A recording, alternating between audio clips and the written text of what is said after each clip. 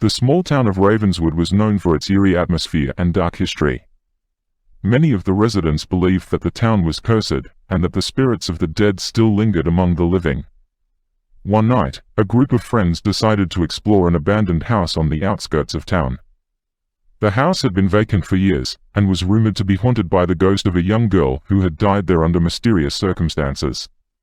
As they entered the house, the friends were immediately struck by the musty smell and the thick layer of dust that covered everything. They made their way through the dark and musty rooms, their flashlights illuminating the peeling wallpaper and rotting floorboards.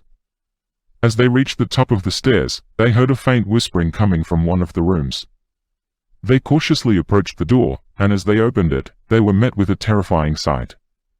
The room was filled with the ghostly apparitions of the girl who had died there and her family. The spirits were writhing in agony, their faces twisted in pain. The friends were paralyzed with fear, unable to move or speak as the spirits reached out to them with ghostly hands. Suddenly, the ghosts began to speak, their voices filled with sorrow and despair. They told the friends that they were trapped in the house, unable to move on to the afterlife because of the terrible fate that had befallen them. The girl's father had been a cruel and abusive man, and he had killed her and her family in a fit of rage. Their spirits were now bound to the house, forced to relive the horror of their deaths over and over again.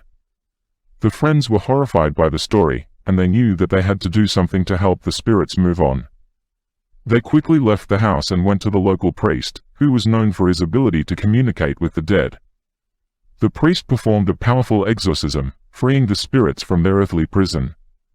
The friends watched as the spirits rose up and disappeared into the night, finally able to find peace.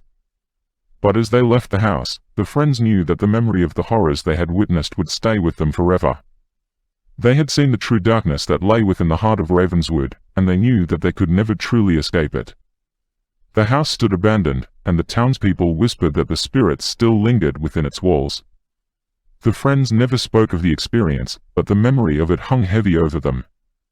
They knew that there were some things that were better left unsaid, some secrets that were better left buried in the past. As the years passed, the friends moved on, but they never forgot the terrifying night they spent in that haunted house.